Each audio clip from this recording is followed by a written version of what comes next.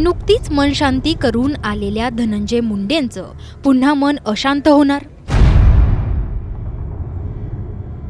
कृषी मंत्री असताना झालेल्या घोटाळ्यांचे आरोप, परळीतील राखेचं सिंडिकेट या सगळ्यांचा हिशोब होणार असे एक ना एक प्रश्न विचारले जात आहे.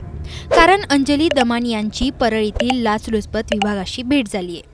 अंजली दमानिया यांनी धनंजय मुंडेंवर पुराव्यानिशी जे आरोप केलेत त्याच आरोपांची शहानिशा करण्यासाठी अँटी करप्शन ब्युरोने त्यांना बोलवण्याचं सांगण्यात येत आहे.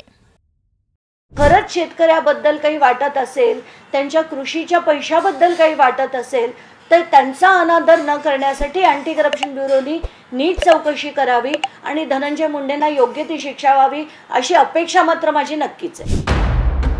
अंजली दमानिया यांना परळीतील अँटी करप्शन ब्युरोने का बोलवले? दमानियांनी धनंजय मुंडेंविरोधात कोणते पुरावे सादर केलेत? कोणत्या 2 घोटाळ्यांमुळे धनंजय मुंडे हे अडचणीत येऊ शकतात याचा सविस्तर आढावा या व्हिडिओतून घेणार आहोत. करप्शन ब्युरो मात्र जे आहे ते कम्प्लिटली सरकारच्या हातातलं भावलं आहे. सगळे लागेबांधे हे थेट धनंजय मुंडेपर्यंत जातील, पण सरकारला त्यांना वाचवायचंय की काय असाच प्रश्न पडतोय. धनंजय मुंडेंच्या विरोधात अंजली दमानिया यांनी आक्रमक भूमिका स्वीकारली आहे. कृषी मंत्री असताना धनंजय मुंडेंनी कृषी घोटाळा केल्याचा धक्कादायक आरोप हा अंजली दमानिया यांनी केला होता. दमानिया यांनी नुसते आरोपच केले नाहीत तर पुराव्यानिशी ते सादरही केलेत. आपल्याकडे असणारे सर्व पुराव्यांची दखल घेतली जावी या संदर्भात त्यांनी लोक आयुक्त आणि अँटी करप्शन ब्युरोला पत्रही लिहिलं होतं. याच पत्राची दखल घेत अंजली दमानिया यांना परळीच्या अँटी करप्शन ब्युरो येथे बोलवण्यात आलं होतं.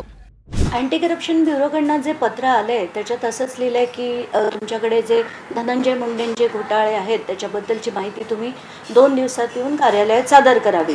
तर मी त्यांची फोन करून वेळ घेतली आज 11:30ची आणि तिथे मी कृषी घोटाळा आणि एक जो घोटाळा माझ्याकडे आला होता त्याची सुद्धा माहिती त्यांच्यापर्यंत देणार आहे.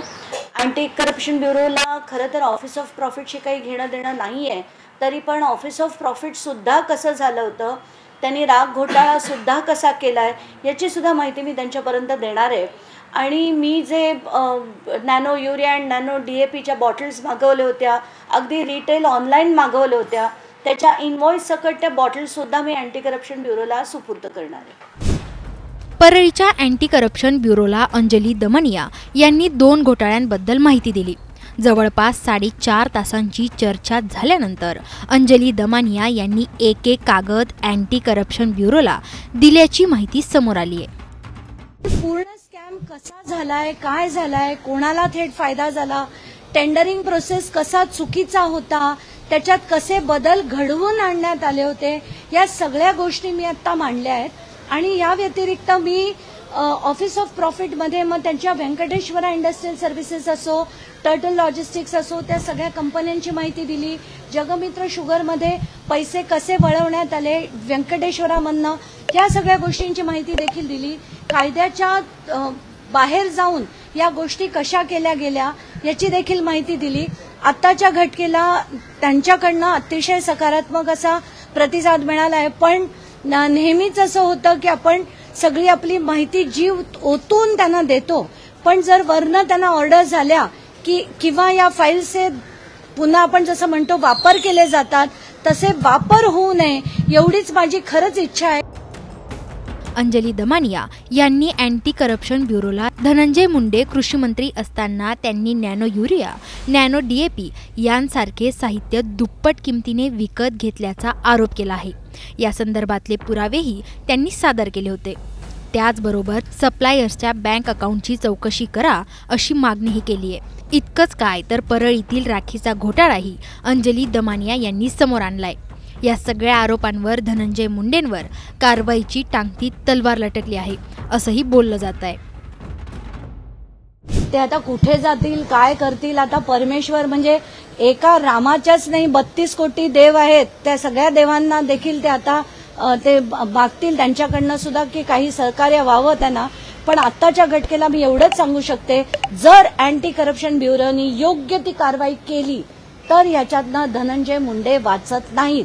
आता त्यांना शासकीय मेहरबानी झाली तर प्रशासनाची मेहरबानी झाली तर मला माहित नाही, पण आज जी मी माहिती दिली आहे ती ओपन अँड शट आहे, त्याच्यात काहीच डाऊट नाही.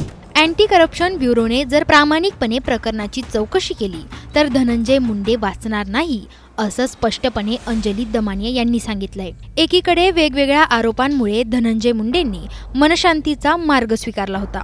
इगतपुरी येथील प्रसिद्ध विपश्यना केंद्रात त्यांनी तब्बल 15 दिवस ध्यानधारणा केली. पण तिथून बाहेर पडताच मुंडेंना पुन्हा चौकशीला सामोरं जावं लागेल का, असे प्रश्न विचारले जात आहेत. तुम्हाला याबाबत काय वाटतं? कमेंट करून नक्की कळवा.